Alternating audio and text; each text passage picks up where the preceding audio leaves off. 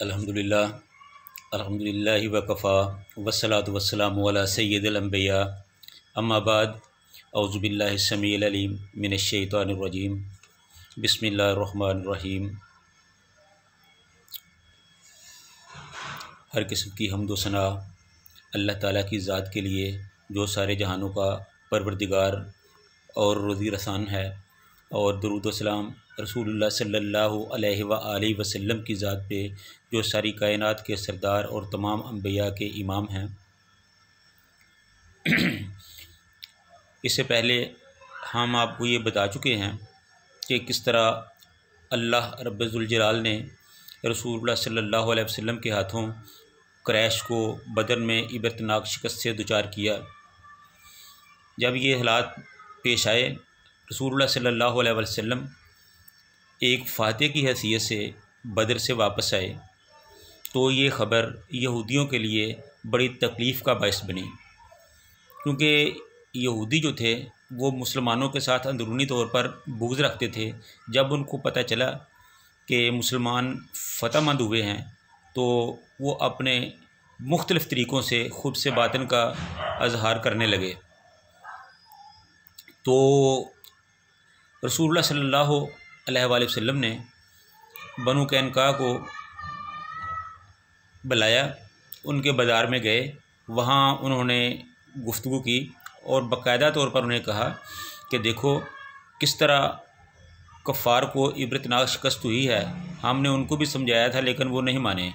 तो अब हम आपको भी वार्निंग दे रहे हैं कि आप अच्छे हमसायों की तरह हमारे साथ रहें, और जो मुसलमानों के ख़िलाफ़ रिशवदानियाँ और मुख्तलिफ़ साजिशें कर रहे हैं, इनसे बाज आ जाओ। अगर तुम बाज ना आए तो तुम्हारे ख़िलाफ़ भी कार्रवाई होगी।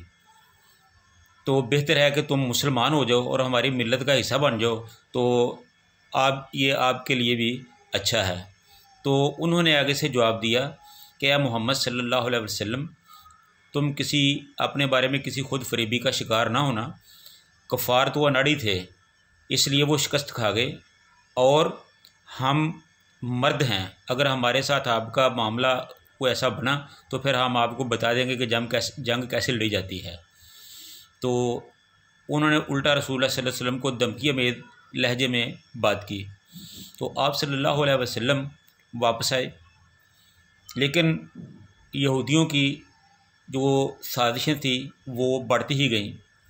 एक मुसलमान औरत कुछ सामान लेकर यहूदियों के बाज़ार, यानी जो बनु कैनुका का बाज़ार था जहाँ ख़रीदो फ़रोख्त होती थी, तिजारती मामलात चलते थे, वहाँ आई और उसने वहाँ कुछ सामान वगैरह बेचा।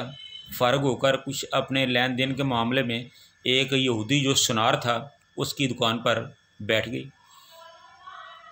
तो उन खबीस लोगों ने बजाय कोई कारोबारी बात करने के उससे मुतालबा किया कि तुम अपना पर्दा खोलो और अपना चेहरा जो है वो हमें दिखाओ। तो उस औरत ने कहा कि ऐसा नहीं हो सकता, मैं काम के सिलसिले में आई हूँ, आप काम की बात करें, ये बुरी बात है।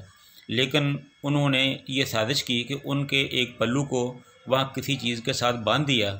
जब वो उठने लगी तो उनका पल्लू खिसक कर उसके चेहरे से उतर गया, और इस तरह वो उसका चेहरा जो था वो खुल गया। तो वो औरत बहुत परेशान हुई। तो यहूदियों ने उनको परेशान किया, तो औरत ने वहाँ लोगों को मदद के लिए बुलाया। तो वहाँ एक मुसलमान था जिसने तैश में आकर, गुस्से में आकर उस यहूदी सनार को कत्ल कर दिया। जब वो यहूदी कत्ल हुआ तो तमाम यहूदियों ने मिलकर उस मुसलमान को कत्ल कर दिया। तो इस तरह एक यहूदियों की वजह से ये दो कत्ल हो गए। तो जब मुसलमानों का आदमी यहूदियों के हाथों कत्ल हुआ तो मुसलमानों ने कसास का मुतालबा किया। बात रसूलुल्लाह सल्लल्लाहु अलैहि वसल्लम तक पहुंची, तो आप सल्लल्लाहु अलैहि वसल्लम ने सारा मामला देखा, तह तक पहुँचे।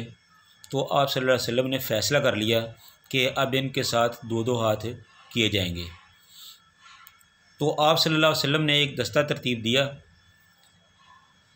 एक फ़ौजी मुहिम बनाई, और उस फ़ौज का जो परचम था वो हज़रत हमज़ा बिन अब्दुल मुत्तलिब रज़ी अल्लाह तआला अन्हु को दिया, और साथ खुद भी चले।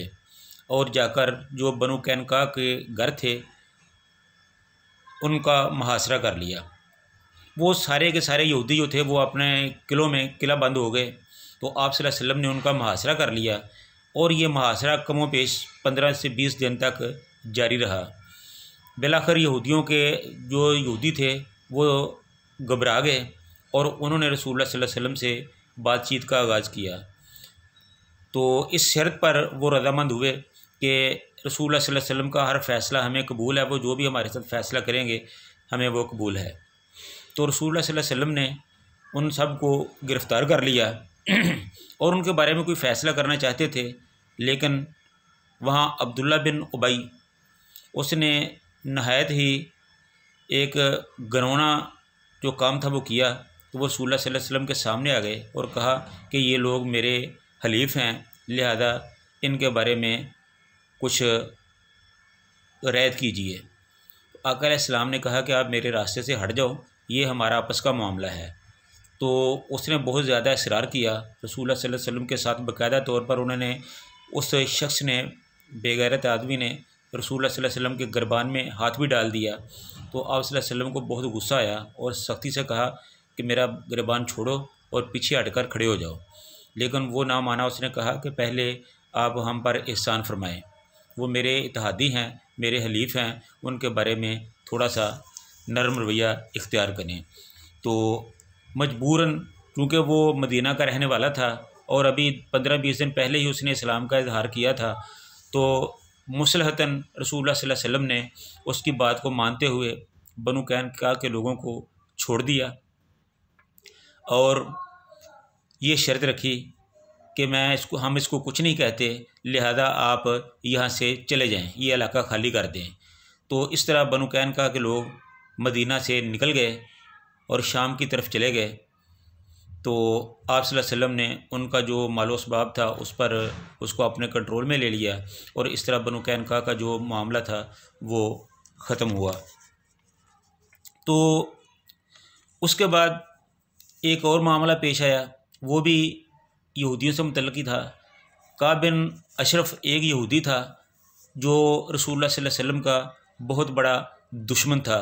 वो आप सल्लल्लाहु अलैहि वसल्लम के ख़िलाफ़ खुलम खुला लोगों को उभारता, बराह रास्त डायरेक्ट रसूलुल्लाह सल्लल्लाहु अलैहि वसल्लम के ख़िलाफ़ बदज़बानी करता, उनकी शान में नाक़स अल्फाज इस्तेमाल करता, हुजू करता, रसूलुल्लाह सल्लल्लाहु अलैहि वसल्लम को परेशान करता। और फिर हद तो ये हो गई कि वो मक्का में गया और जो मक्का के सरदार थे, सरदारान कुरैश थे, उनके पास गया और उनको मुसलमानों के ख़िलाफ़ उभारा और जंग बदर में होने वाले नुकसानात का हवाला दिया और उनको बदले का पर उभारा।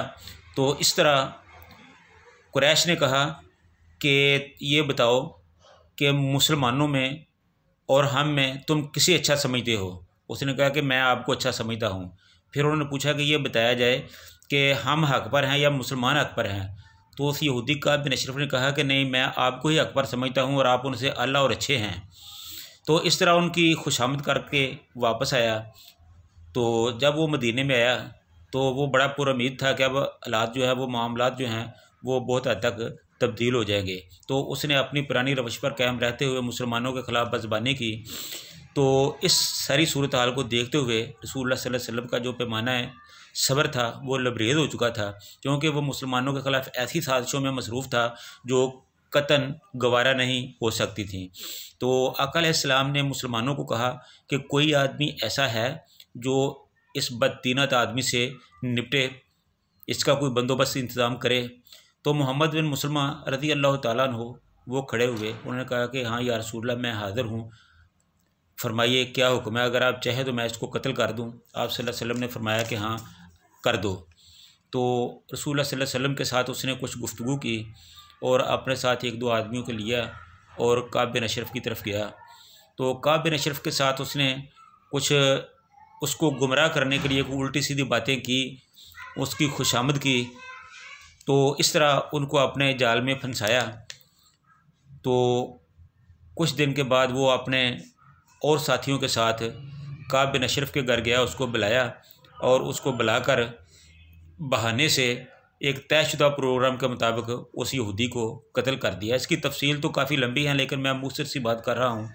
इस तरह उन्होंने काब बिन अशरफ को कत्ल कर दिया, और जब काब बिन अशरफ को कत्ल किया तो इससे यहूदी जो थे वो बहुत सहम गए। हालांकि उनकी एक बड़े आदमी को कत्ल किया गया था, उनको चाहिए था कि उस पर कोई अपना रद्दअमल देते, लेकिन उनको तो ऐसे जैसे सांप ही सूंघ गया, क्योंकि उनको पता था कि ये गलती भी उनकी है और काब बिन अशरफ का किरदार भी ऐसा ही था। इसलिए उन्होंने इस पर किसी किस्म का कोई भी रद्दअमल ना दिया। तो रसूलुल्लाह सल्लल्लाहु अलैहि वसल्लम भी बिल्कुल खामोश रहे। वो भी जानते थे कि यहूदी इस वक्त दबाव में हैं। तो आका अलैहिस्सलाम ने यहूदियों को समझाया बुझाया कि ये जो आप काम कर रहे हैं, बातें कर रहे हैं, ये ठीक नहीं है। तो इसलिए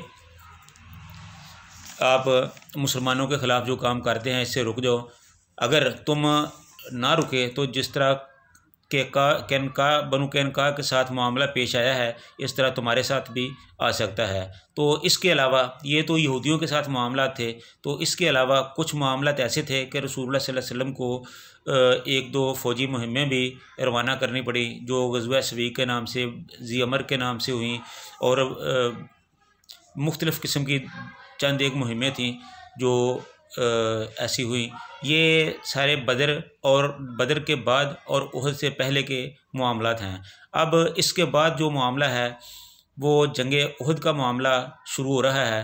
तो आइंदा जो हमारा प्रोग्राम है हम उसमें कोशिश करेंगे कि जंगे उहद के हवाले से कुछ गुफ्तगू की जाए। तो अल्लाह ताला से दुआ है कि अल्लाह ताला हमें इस्लाम को अपनाने की, उस पर अमल करने की तौफ़ीक़ अता फ़रमाए। व आखिरु दावाना अनिल हम्दुलिल्लाहि रब्बिल आलमीन।